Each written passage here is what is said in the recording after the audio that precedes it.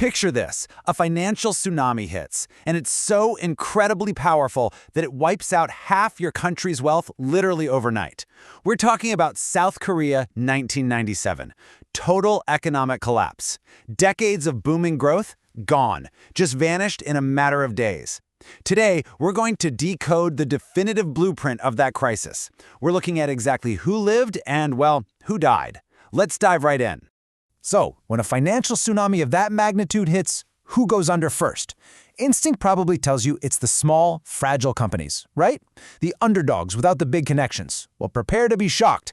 You would be dead wrong. Look, to really grasp this panic, you kind of have to feel the pressure they were under. In late 1997, the Korean won lost over 100% of its value against the US dollar. The exchange rate skyrocketed from 902 to 1,836 in a flash. It was total economic suffocation. Foreign debt doubled overnight, and companies were literally choking to death for cash. And the stock market? Complete bloodbath. We're talking an average stock plunge of 52% in just a few weeks. Half of the market just evaporated into thin air. Almost nobody was safe, but some did survive. And the secret to their survival? It makes an absolute mockery of standard business logic. Section 1. Face-slapping reality. It's time to shatter some common sense. Okay, common sense tells us that having deep, cozy ties to a massive main bank is your ultimate safe haven. You're protected, right? The truth? In a systemic crisis, that huge bank backing is a literal death sentence. It is the exact opposite of what the textbooks teach us. The brutal logic here is actually pretty simple. When the banks themselves are failing and desperate for cash, what do? They aggressively call in their loans. Your trusted financial partner suddenly becomes your executioner. They cut off your air supply precisely when you need to breathe the most. And what about joining a massive, family-run corporate conglomerate, a chaebol? Common sense says that offers an impenetrable shield, but the reality? Joining a chaebol empire just meant you were first in line to get drained. You weren't hiding in a fortress, you were literally livestock on a farm, just waiting to be harvested. Which brings us to Section 2, the wealth drain trap. Let's dismantle the black box. It all boils down to what we call the control game. Imagine controlling a multi-billion-dollar casino, but you only put $10 into the slot machine. That is exactly what these corporate insiders did. They held massive voting power, but they risked almost none of their own actual cash. It's all power, zero personal risk. So here's how the step-by-step heist actually worked. Step 1, the founding family puts in a tiny cash stake. Step 2, they use a wildly complex spider web of cross-shareholding to seize total voting control over dozens of affiliated companies. In Step 3, this is the killer. When the 97 crisis hit, they drained the cash from the smaller companies to save their core interests. They threw minority investors overboard just to keep their own yacht afloat. And the data totally proves it.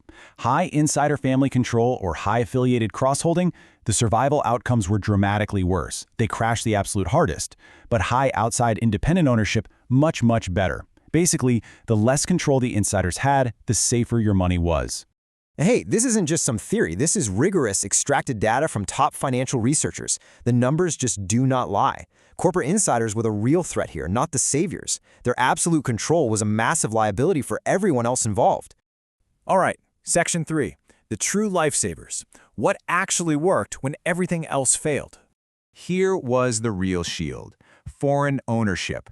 Unaffiliated foreign investors were the ultimate lifesavers. Why? Because, honestly, they didn't care at all about the empire's internal politics or doing family favors. They acted as strict, ruthless monitors. They slammed the vault shut and physically stopped insiders from looting the company.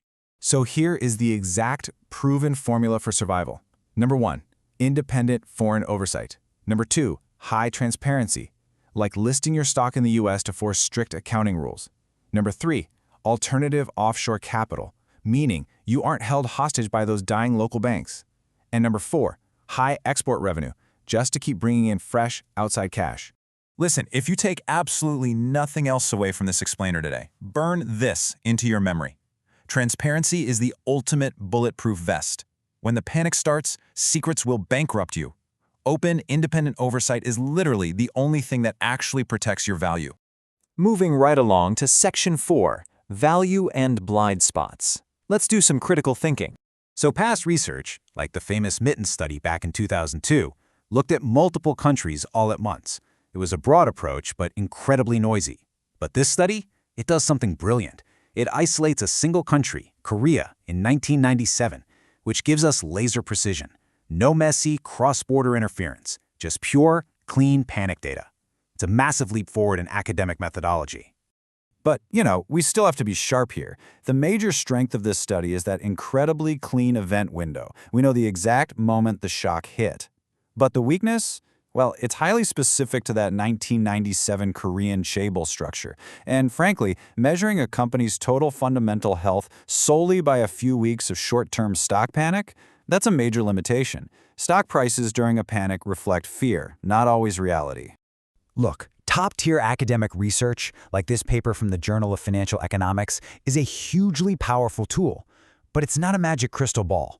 We always need to apply contextual thinking. The past gives us the blueprint for sure, but we have to figure out how it applies to the architecture of today. Which brings us to a final, kind of chilling thought. We've just seen how massive size, deep bank connections, and insider control absolutely doomed companies back in '97. So ask yourself this: are today's massive, tech-driven corporate monopolies truly safer? Or are they just building a bigger, more complex trap? Keep your eyes open, always demand transparency, and never, ever trust common sense.